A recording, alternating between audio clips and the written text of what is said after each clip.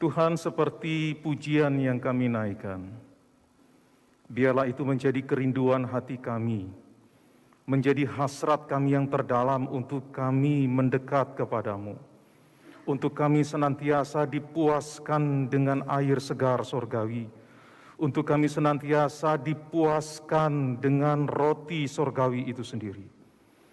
Biarlah hati kami terus diarahkan kepadamu, ya Tuhan.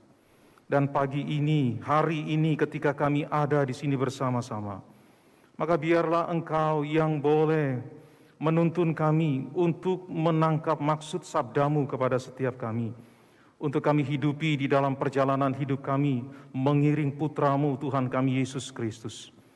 Tuntunlah kami, berikanlah kepada kami telinga yang terbuka, hati yang lembut untuk disapa oleh Engkau sendiri, dan bawa kami kepada kesadaran bahwa kami semua sekarang ini sedang ada di hadapan hadirat-Mu, sedang duduk berdiri di hadapan hadirat-Mu, untuk mendengarkan Engkau sendiri yang menyapa setiap kami.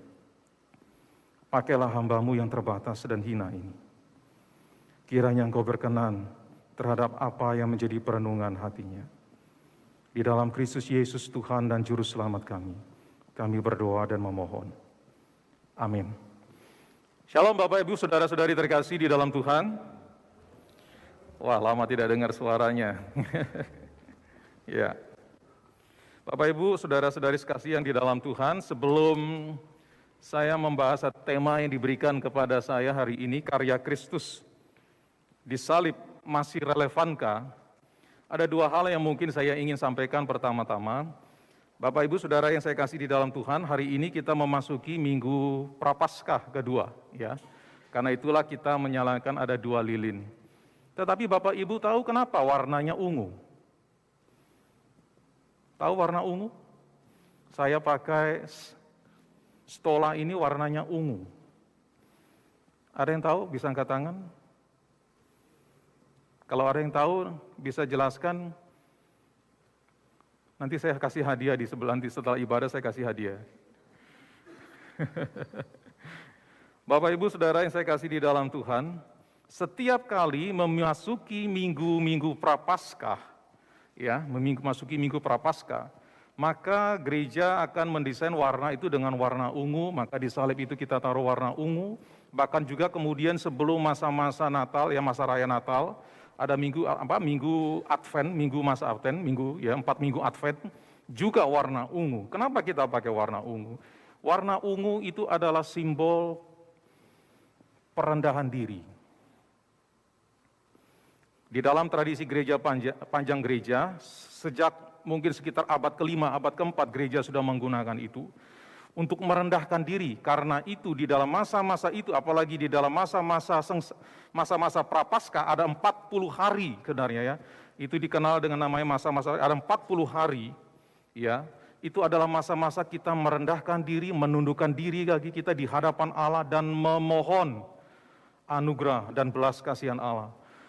Merefleksikan kembali diri perjalanan hidup kita, menyelidiki hati kita, apakah kita selama ini sudah hidup berkenan di hadapannya. Dan di dalam masa-masa 40 hari itu adalah masa-masa menundukkan diri dan memohon pengampunan dan belas kasihan Allah.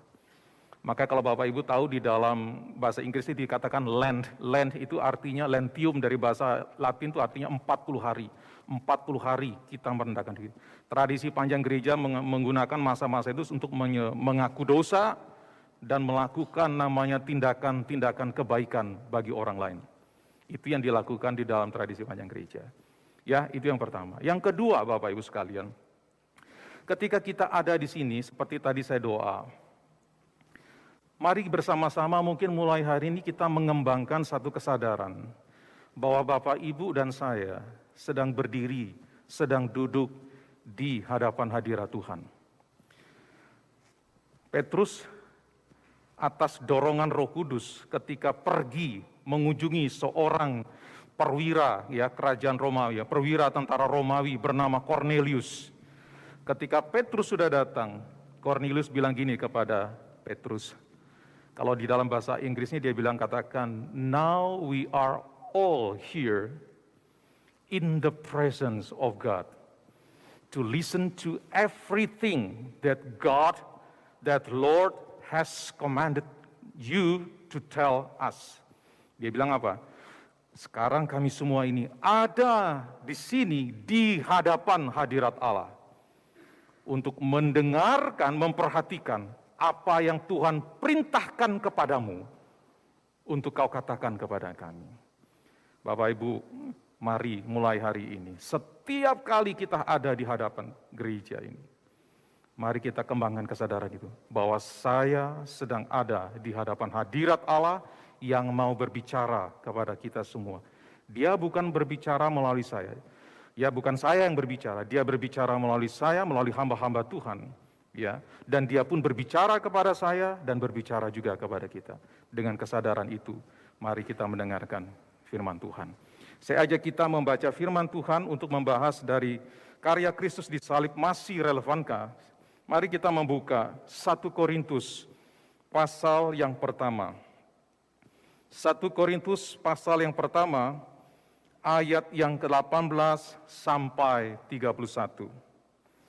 1 Korintus pasal 1 ayat 18 sampai 31, demikian firman Tuhan. Sebab pemberitaan tentang salib memang adalah kebodohan bagi mereka yang akan binasa. Tetapi bagi kita yang diselamatkan, pemberitaan itu adalah kekuatan Allah. Karena ada tertulis, aku akan membinasakan hikmat orang-orang berhikmat dan kearifan orang-orang bijak akan kulenyapkan. Di manakah orang yang berhikmat? Di manakah ahli Taurat? Di manakah pembantah dari dunia ini? Bukankah Allah telah membuat hikmat dunia ini menjadi kebodohan?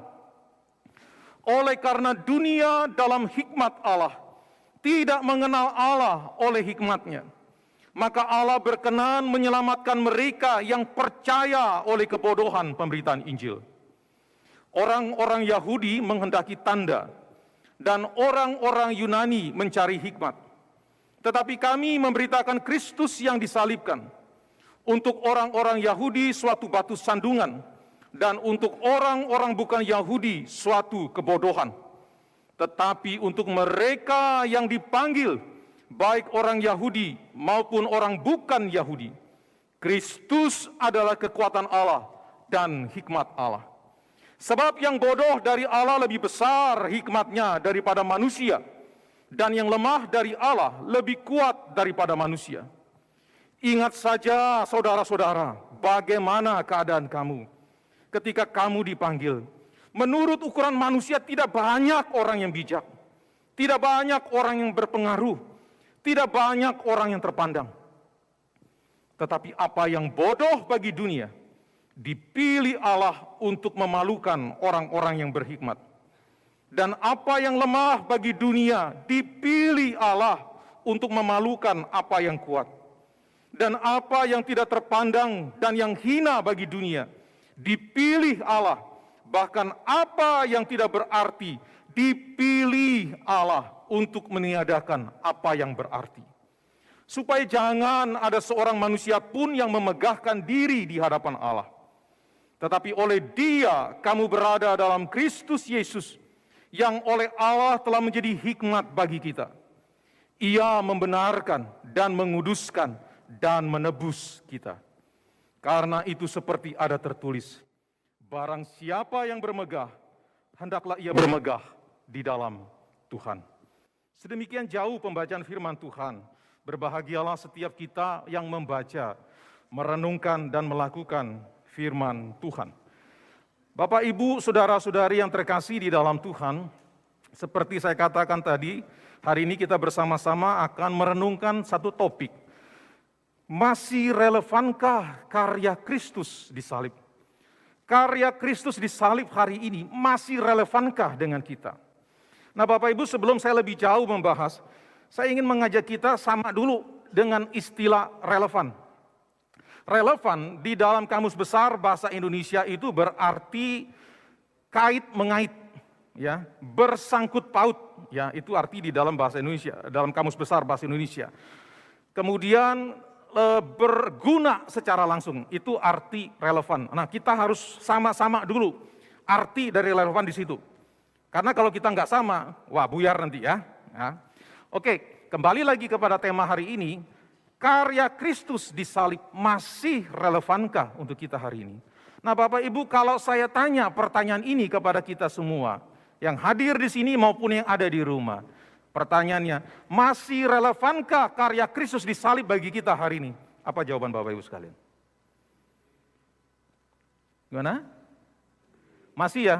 Berarti khotbahnya selesai sudah. Enggak ya Bapak Ibu ya. Nah saya percaya tentu kita akan berkata masih relevan. Kenapa masih relevan? Bapak Ibu, kalau kita bisa ada di tempat ini hari ini bersama-sama kita duduk di sini, atau setiap kita yang di rumah beribadah melalui layar laptop kita atau gadget kita, karena kita percaya bahwa karya Kristus di salib yang terjadi 2000 tahun yang silam itu masih relevan. Meskipun karya itu terjadi 2000 tahun yang silam, tetapi efek pengaruh dari karya Kristus di salib itu masih terus berdampak sampai hari ini, bahkan sampai nanti di dalam kekekalan ketika kita berjumpa dengan Allah di dalam segala kemuliaannya. Kita percaya karena karya Kristus di salib yang terjadi 2000 tahun yang silam itu membuat kita itu segala dosa kita, pelanggaran kita, kejahatan kita itu diampuni, dihapuskan. Dan kita beroleh yang namanya keselamatan oleh karena Kristus yang menebus kita. Karena itulah kita bisa berkata karya Kristus di salib yang terjadi 2000 tahun silam itu tetap relevan sampai hari ini. Namun Bapak Ibu Saudara yang saya kasih di dalam Tuhan, apakah relevansi karya Kristus di salib itu hanya ditentukan oleh karena kita bisa datang beribadah hari ini?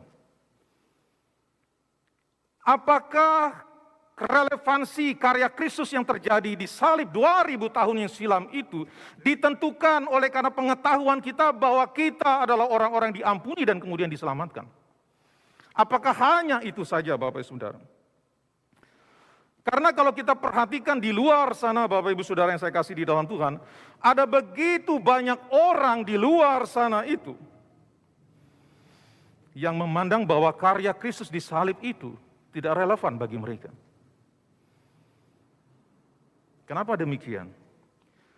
Terlepas dari keberatan-keberatan pengetahuan, terlepas dari keberatan-keberatan keyakinan mereka, terlepas dari keberatan-keberatan ideologi-ideologi yang memenuhi pikiran dan hati mereka. Tetapi Bapak Ibu Saudara, seringkali, kerap kali, mereka memandang Kristus yang tersalib itu tidak relevan dengan hidup mereka. Karena orang-orang Kristen itu sendiri. Karena orang-orang Kristen itu sendiri. Bapak Ibu Saudara yang saya kasih di dalam Tuhan, tanggal 30 April tahun 1944, Dietrich Bonhoeffer menulis sepucuk surat untuk seorang sahabatnya, Eberhard Bethge. Dia menulis sepucuk surat dari penjara. Dan di dalam surat itu dia mengatakan begini, dia menuliskan demikian. Apa yang menggangguku tiada henti adalah pertanyaan, apakah arti kekristenan sesungguhnya?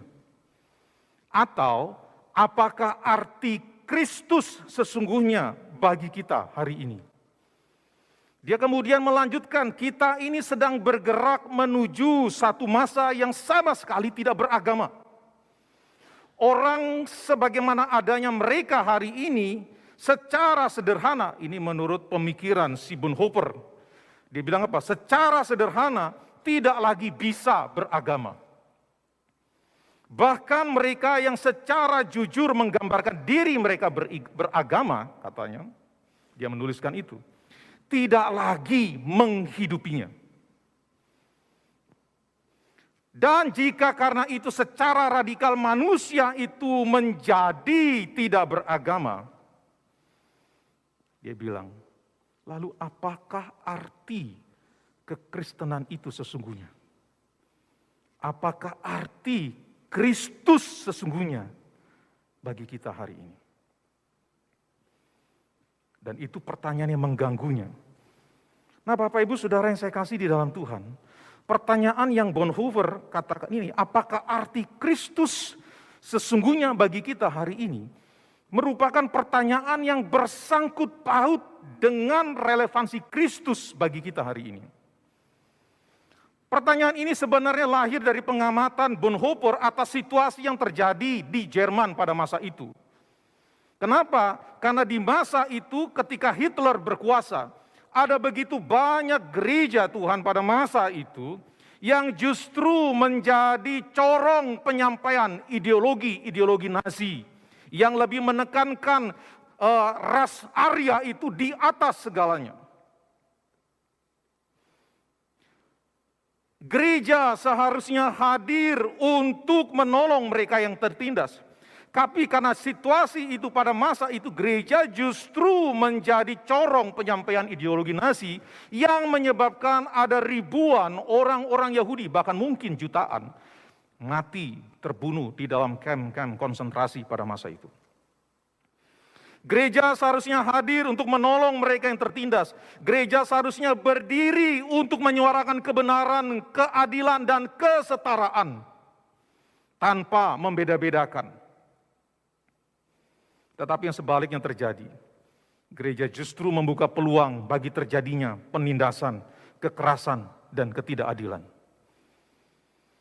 Bapak Ibu Saudara yang saya kasih di dalam Tuhan, situasi hari ini yang terjadi di Rusia dan Ukraina, itu sangat memedihkan hati kita sebagai orang percaya. Kenapa? Hampir 60% baik di Rusia maupun Ukraina itu adalah orang-orang Kristen Ortodoks maupun Katolik di sana. Kalau kita mungkin sering melihat apa yang terjadi hari ini, bahkan kita kan mungkin sering menyaksikan ada orang kirim video, kita melihat ada tentara-tentara Ukraina itu berlutut sambil berdoa. Dan kemudian perasaan kita itu ya sebagai sesama saudara, kita bilang Ukraina baik. Saya tidak membahas masalah itu Bapak Ibu ya. Tetapi apa yang terjadi di sana, di balik semuanya itu ada hal yang sangat miris terjadi. Kenapa?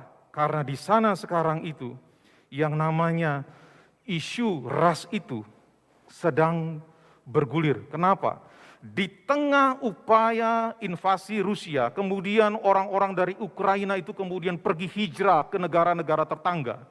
Tetapi di tengah-tengah Ukraina itu sendiri, ada banyak orang-orang juga yang bukan orang-orang Ukraina sendiri.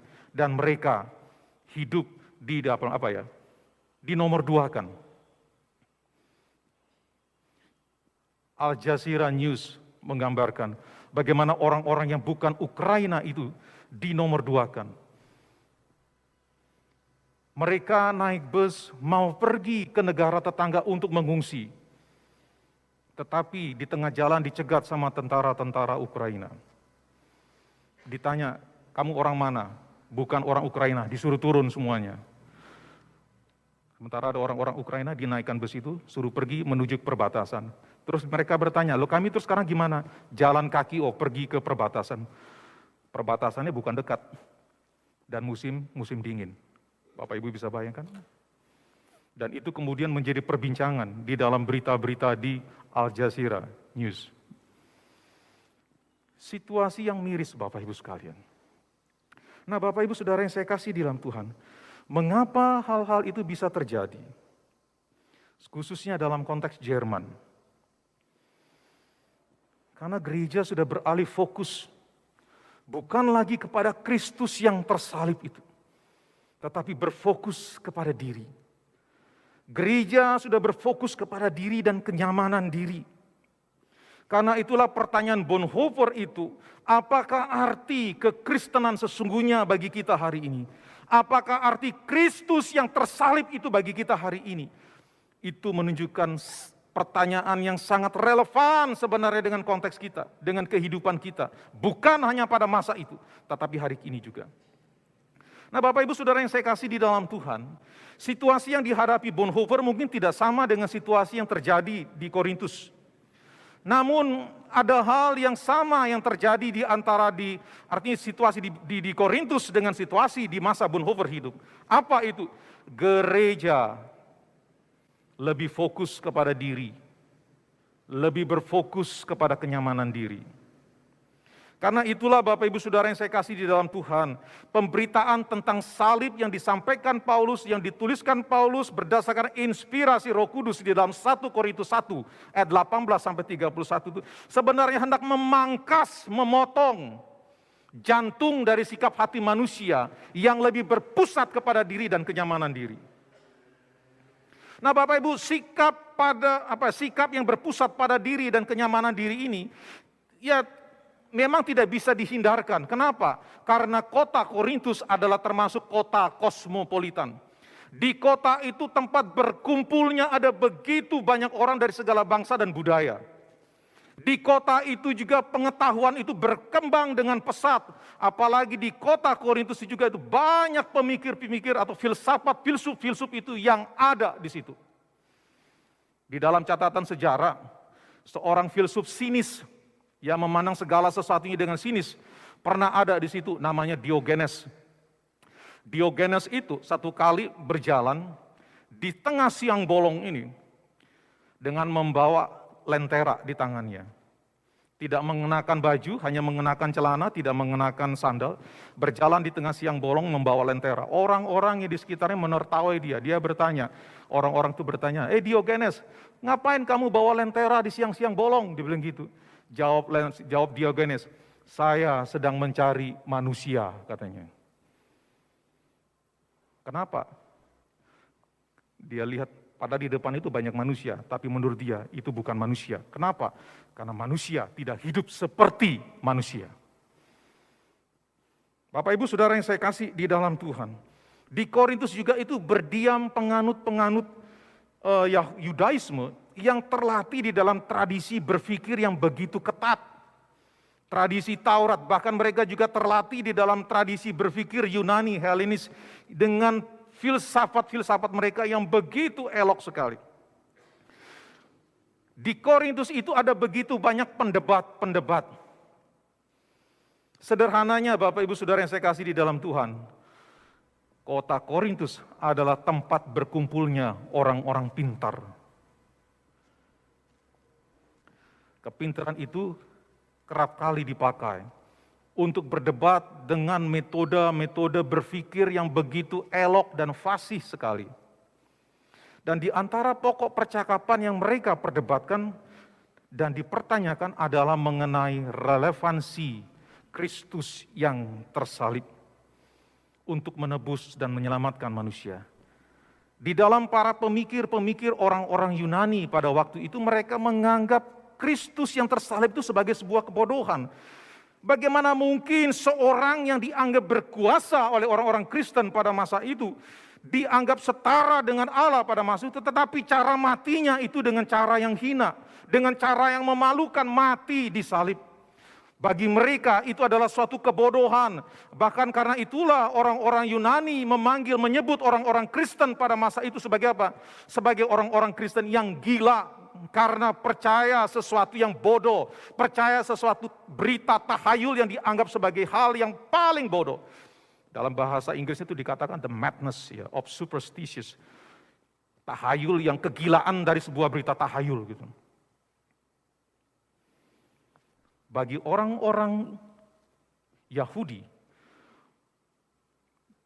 berita tentang Kristus yang tersalib bagi mereka itu dianggap sebagai skandal. Kenapa? Karena dalam bayangan mereka Kristus itu adalah Mesias yang datang itu adalah Mesias yang datang dengan segala kemenangannya untuk membawa umat Israel itu menang terhadap penjajah. Tetapi ketika mereka melihat realita Kristus mati di atas kayu salib, mereka bilang memalukan. Sangat memalukan. Tidak masuk di dalam benak pikiran mereka. Nah Bapak Ibu, di begitu banyak perdebatan-perdebatan yang terjadi pada masa itu.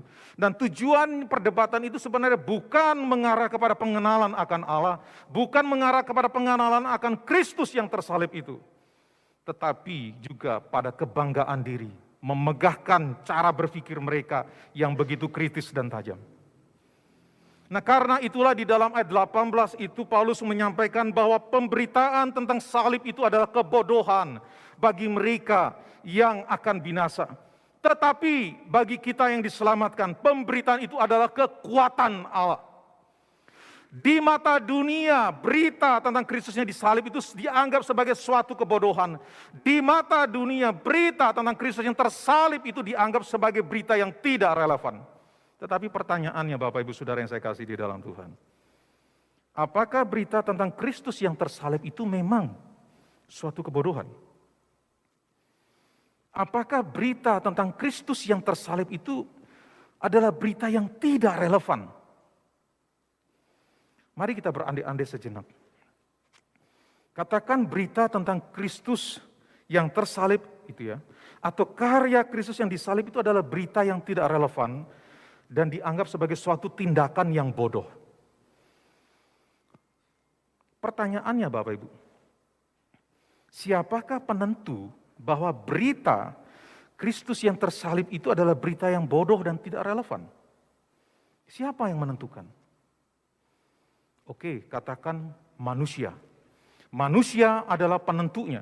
Manusia yang menentukan bahwa ini adalah bodoh dan tidak relevan.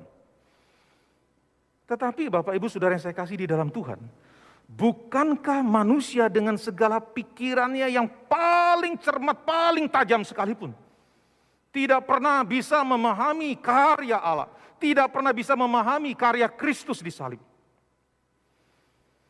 Nah, jikalau demikian manusia itu tidak bisa memahami karya Kristus yang tersalib, memahami karya Allah yang begitu besar itu, bukankah sebenarnya hal itu menunjukkan bahwa yang bodoh dan tidak relevan itu adalah kita manusia?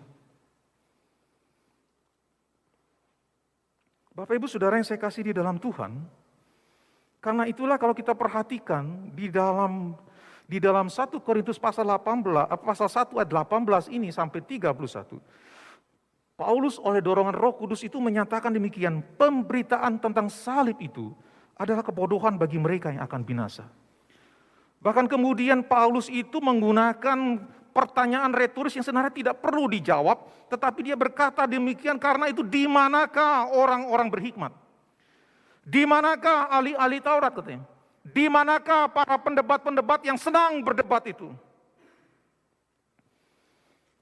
Bukankah Allah telah membuat hikmat dunia ini menjadi kebodohan?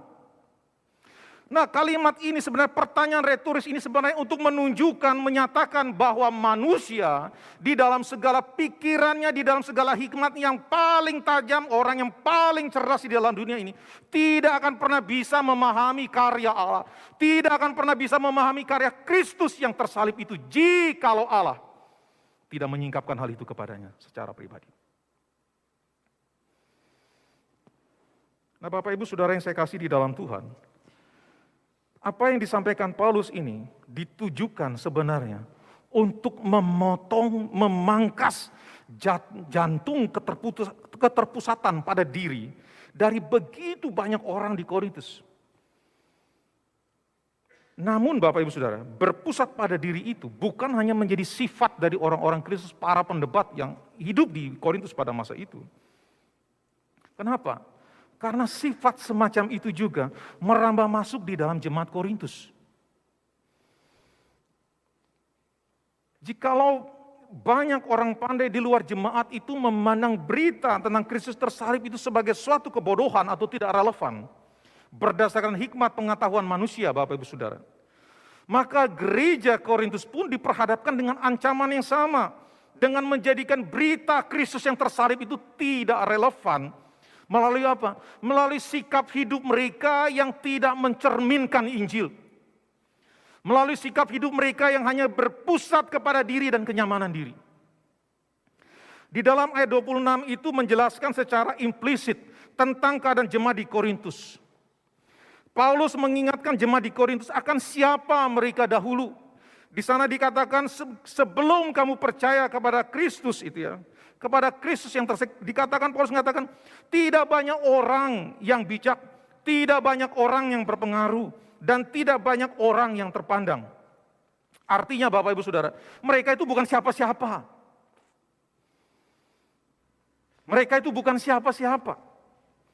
Namun sekarang ketika mereka menjadi percaya, fokus mereka itu bukan lagi kepada Kristus yang tersalib, melainkan fokus mereka beralih kepada diri dan kenyamanan diri. Di jemaat Korintus kita menjumpai adanya perpecahan. Karena melihat pembicara yang satu itu lebih fasih, sementara pembicara yang lain kurang fasih.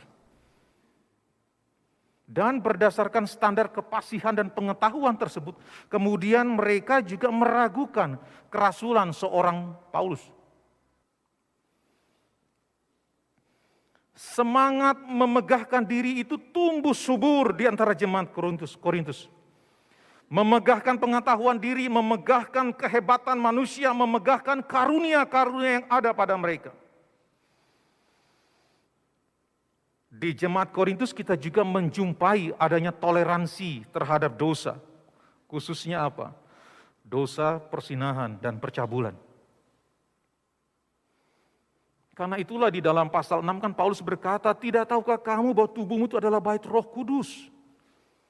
Bait Allah, Roh Allah itu berdiam di dalam dirimu. Di jemaat Korintus juga kita menjumpai adanya pembiaran dan pengabaian terhadap kebutuhan orang-orang kecil. Bapak Ibu, kalau Bapak Ibu membaca di dalam 1 Korintus pasal 11 ayat 17 sampai 34, di sana itu Rasul Paulus kan ada menjelaskan, kemudian dari konteks itu Rasul Paulus kemudian menjelaskan pernyataan institusi atau penetapan perjamuan Tuhan gitu ya. Pada malam Yesus diserahkan, ia mengambil roti lalu memecah-mecahkannya dan mengucap syukur lalu membagi-bagikannya. Tetapi sebelum peristiwa itu terjadi, kalimat itu disampaikan oleh Paulus. Paulus menjelaskan, mengkritik apa yang terjadi di dalam jemaat Korintus.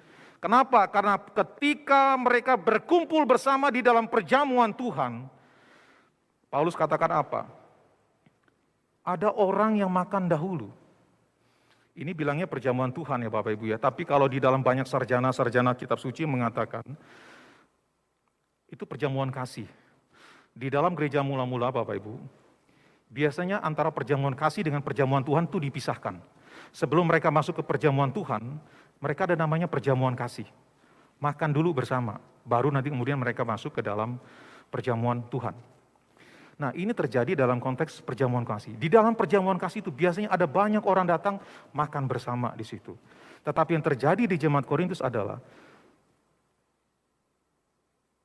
ada orang-orang tertentu yang sudah menikmati makanan itu, menghabiskan makanan itu. Makanya Paulus mengatakan, ada di antara kamu yang kenyang, bahkan ada yang mabuk lagi. Tetapi ada orang lain yang kelaparan. Dan Bapak Ibu tahu siapa yang kelaparan? Yang kelaparan itu adalah orang-orang kecil.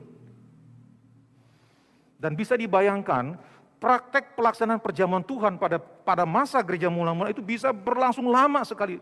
Kalau lama Bapak Ibu Saudara yang saya kasih di dalam Tuhan, mereka itu baru pulang kerja, karena jam kerja itu kan selesainya itu biasanya kan sore itu jam-jam 5 atau jam 6 itu selesai begitu kan ya. Setelah itu mereka lanjut pergi ke sana, ikut perjamuan kasih supaya bisa makan, kemudian ikut perjamuan Tuhan. Tetapi mereka mengikuti selama acara itu dengan perut yang lapar. Dan karena itu Paulus mengkritik jemaat di Korintus dengan sangat keras sekali. Apakah engkau akan menghina jemaat Tuhan? Katanya. Itu terjadi di Korintus. Bapak Ibu Saudara yang saya kasih di dalam Tuhan, sikap-sikap semacam ini sesungguhnya lahir dari sikap hati yang berpusat pada diri dan kenyamanan diri. Sikap hidup yang sama sekali tidak mencerminkan Injil. Nah Bapak Ibu yang saya kasih di dalam Tuhan, bercermin dengan keadaan jemaat di Korintus. Maka pertanyaan yang perlu kita renungkan bersama untuk kita gereja Tuhan hari ini. Apakah arti Kristus sesungguhnya bagi kita? Apakah arti Kristus yang tersalib itu sesungguhnya bagi kita? Bapak Ibu Saudara yang saya kasih di dalam Tuhan, jikalau saya dan kita semua ini menjadi penyebab terjadinya perpecahan di dalam gereja, maka sesungguhnya saya dan kita semua yang ada di sini tidak membuat karya Kristus di salib itu relevan. Padahal karya Kristus di salib itu telah menyatukan semua anak-anaknya. Paulus di dalam Galatia itu mengatakan tidak ada lagi orang merdeka, tidak ada lagi orang budak, tidak ada lagi orang Yahudi, tidak ada lagi orang Yunani. Semuanya adalah saudara di dalam Tuhan. Tetapi kalau saya dan kita semua membuatnya menjadi terpecah-pecah, kita tidak sedang membuat berita tentang Kristus yang tersalib itu tidak relevan bagi kita. Jikalau saya dan kita semua hidup dalam sikap memegahkan diri, memegahkan karunia, memegahkan pengetahuan yang dimiliki, memegahkan kekayaan, memegahkan pengkhotbah yang satu dan meremehkan pengkhotbah yang lain, maka saya dan saudara semua, kita semua, sedang membuat berita Kristus yang tersalib itu tidak relevan. Karena Kristus yang seharusnya mendapatkan pujian dan penghormatan itu, tetapi justru merendahkan dirinya untuk menebus dan menyelamatkan kita.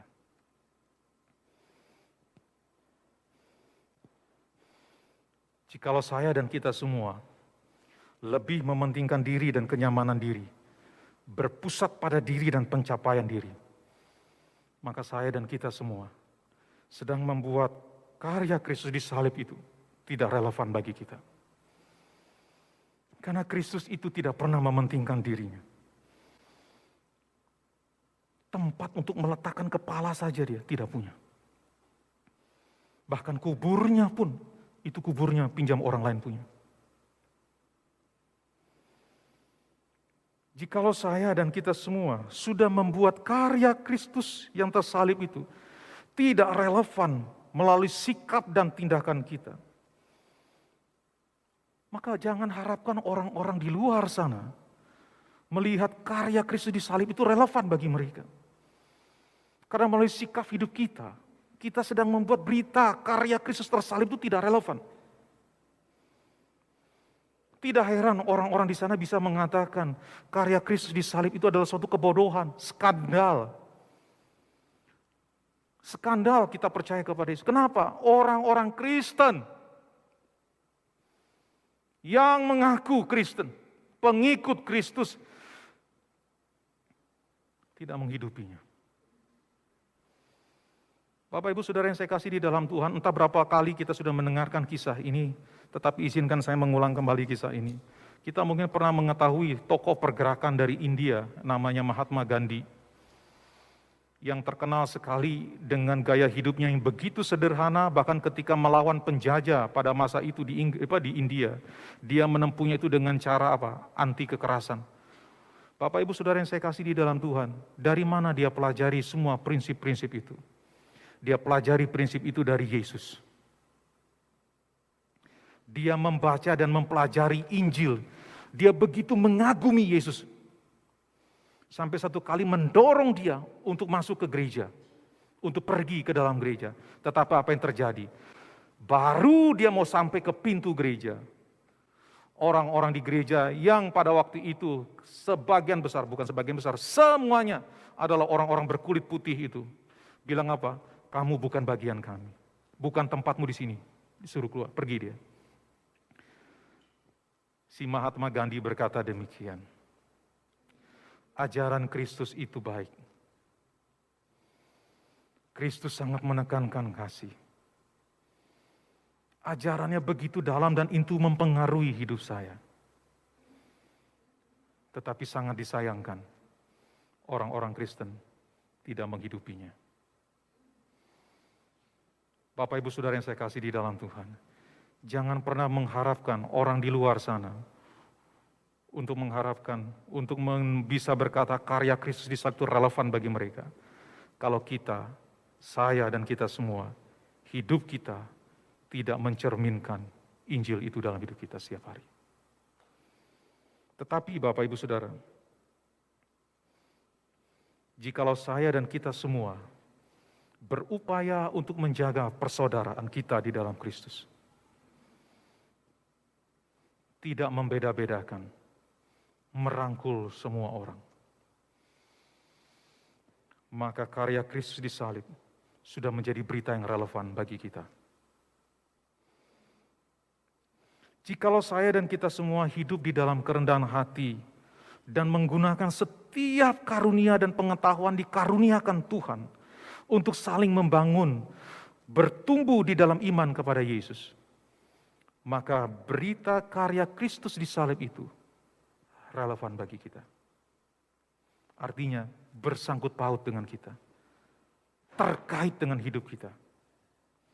Jikalau saya dan kita semua lebih mementingkan kepentingan orang lain dengan tidak mencari pujian bagi diri sendiri, maka karya Kristus yang disalib itu sudah menjadi berita yang relevan bagi kita. Jikalau saya dan kita semua berupaya untuk menghidupi Injil itu di dalam hidup kita setiap hari, maka karya Kristus yang tersalib itu sudah menjadi berita yang relevan, bukan hanya bagi kita, tetapi bagi orang di luar sana. Karena itulah nasihat Paulus kepada Timotius, hai Timotius, perhatikan hidupmu dan ajaranmu. Paulus tidak mengatakan perhatikan ajaranmu, hidupmu. Tapi Paulus katakan kepada Timotius, perhatikan hidupmu dan ajaranmu. Artinya, hidup kita, hidupmu itu mendahului ajaranmu. Hidupmu mendahului apa yang engkau tahu, apa yang engkau pahami. Artinya hidup kita itu harus bisa dilihat oleh orang lain. Kehidupan yang menghidupi Injil itu di dalam hidup kita. Bapak Ibu Saudara yang saya kasih di dalam Tuhan, maka pertanyaan kembali yang perlu kita renungkan bersama di masa Prapaskah. Yang kedua ini, dan mungkin di sepanjang perjalanan hidup kita mengiring Tuhan. Apakah arti Kristus sesungguhnya bagi kita? Apakah karya Kristus yang tersalib itu relevan bagi kita? Atau justru sebaliknya, kita menjadikan berita Kristus yang tersalib itu tidak relevan. Oleh karena kita lebih berpusat kepada diri dan kenyamanan diri. Kiranya Roh Kudus yang telah memeteraikan Injil kasih karunia Allah di dalam hati kita, menolong dan memampukan setiap kita untuk menghidupi berita Kristus yang tersalib itu di dalam perjalanan hidup kita setiap hari. Mari kita tundukkan kepala kita.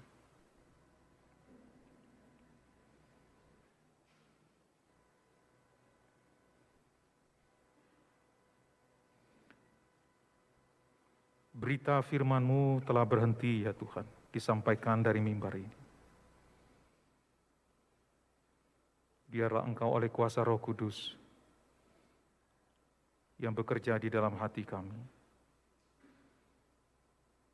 menggelisahkan kami ketika kami tidak menghidupinya. Bahkan mungkin selama ini kami tidak hidup mencerminkan Injil itu. Biarlah Roh Allah itu menggelisahkan hati kami dan membawa kami, menuntun kami kepada perendahan diri dan pengakuan di hadapan-Mu. Seraya memohon Engkau kembali memampukan kami untuk menghidupinya di dalam hidup kami. Bantu kami untuk menghidupi karya Kristus tersalib itu di dalam hidup kami.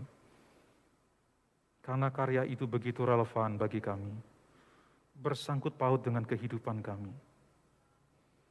Tuntunlah kami ya Tuhan. Di dalam Kristus Yesus Tuhan yang sudah mati dan bangkit untuk menebus dan menyelamatkan kami. Kami berdoa dan berterima kasih. Amin. Tuhan memberkati kita semua.